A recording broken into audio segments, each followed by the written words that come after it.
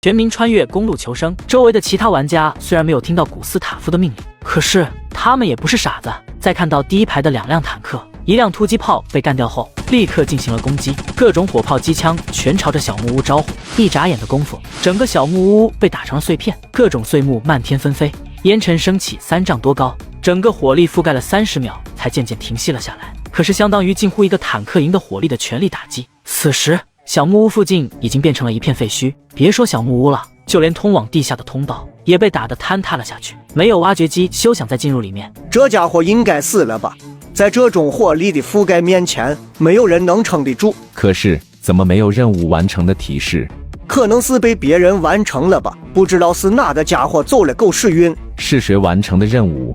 报个好呗，按照之前的协议，应该分润点给大家。该不会是有人想要独吞奖励吧？这可不地道！你别以为藏着不说话我就找不到你，区域系统里肯定有提示，我只要一看，我操，那个家伙没死。什么？没死？怎么可能？那可是一个坦克营的火力，1辆车怎么可能承受得住？哪怕是 M2A1 也不可能。不信你自己看。快跑！我们不是他的对手，我们快撤！然而等他醒悟的时候，已经太晚了。8枚阿达兹导弹从烟雾之中激射而出，中了最近的8辆车子，直接将8辆车子直接打爆。剩余的车辆见状，有的疯狂继续开炮，有的则拉动倒车杆急速后退，准备逃离这里。然而不到10秒钟，又是8枚阿达兹导弹外加1枚地狱火击射了出来，向着周围的车辆射去。那辆 M2A1 主战坦克甚至被分到了2枚阿达兹导弹外加1枚地狱火。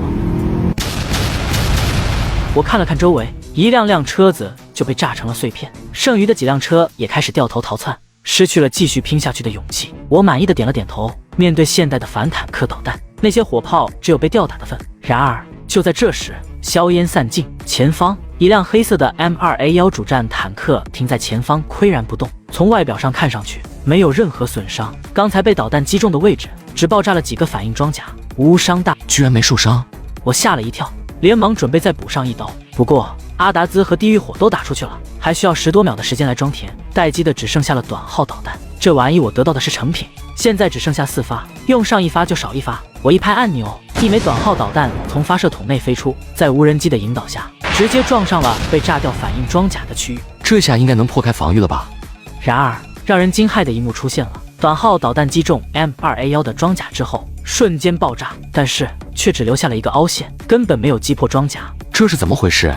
哈哈哈，不要白费力气了，我这辆车可是特殊改造过的，用上了改装过的平油装甲和平油穿甲弹。你这种冷战时期的玩意还是扔进垃圾堆去吧。谢谢你帮我解决了这些垃圾，为了表示感谢，我保证让你走的没有任何痛苦。古斯塔夫说着，主炮已经对准了装甲车的前装甲，1枚平油穿甲弹击中了装甲车的前装甲上，一阵爆炸的硝烟升起，前装甲被砸得凹进去了一块，随后穿甲弹被弹得飞了出去，然后掉落在了地上，碎片散落的到处都是。古斯塔夫的笑容僵在脸上，场面一度十分的尴尬。别以为能挡住平油弹就可以高枕无忧了，让你看看真正的火炮的厉害。古斯塔夫按动了一个按钮，主炮塔向后滑动，一个粗大的炮口从车里伸了出来，对准了我。看到那个炮口，我整个人都斯巴达了。那炮口足有800毫米粗，看起来就像是一尊巨兽的血盆大口一样，要将自己吞噬。这他娘的是个啥？他真把古斯塔夫巨炮搬上车来了？那玩意不是列车炮吗？还需要专门的铁轨和200个人的协同操作，他怎么直接撞到车上去了？我心中巨震，古斯塔夫大炮的名声我可是太清楚了，一炮掀翻要塞，一颗穿甲弹重量高达7.1吨，快赶上自己的车的重量了。被这玩意轰上一下子，什么装甲都扛不住，直接就能 GG。很好，你很好，居然可以逼我使用这款武器，没想到我需要在你这里浪费一颗珍贵的炮弹。不过能够完成任务，那位的赏赐定然不会少，也不算亏本了。再见了。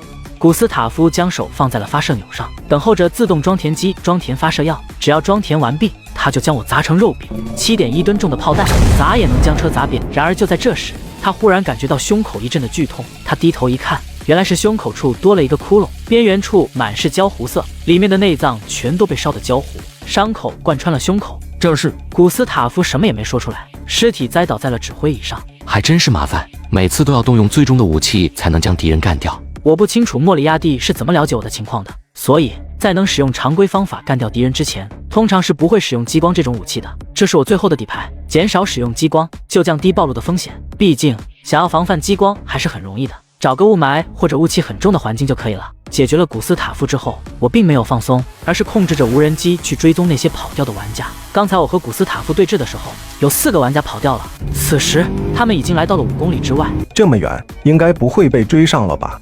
他决定这次离开之后，说什么也不参加猎杀活动了。能上猎杀名单的玩家，果然不是他这种杂鱼能惦记的。然而就在这时，他忽然听到头顶上有呼啸声，他抬头一看，一枚阿达兹导弹呼啸着从天而降。阿达兹导弹的射程达到了10公里，对付几个逃跑的车辆还是不成问题的。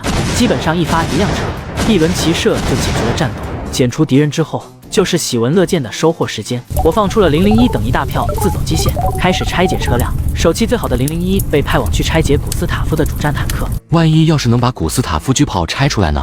那么粗大的管子，光是看着就足够霸气，拿出去也有排面。我在一旁等着。尽管古斯塔夫的车可是有平油装甲，但是还是挡不住001的电锯。整辆坦克花了大概1个小时被拆解成了金属锭，其中我还弄到了100多单位的平油。等到古斯塔夫的主战坦克被拆解掉之后，001举着一张图纸来到了我的面前。干得漂亮，还真的弄到了图纸。我兴奋地将图纸展开，我看了一眼，有些失望，并不是我最想要的古斯塔夫巨炮图纸，而是平油装甲的制造图纸。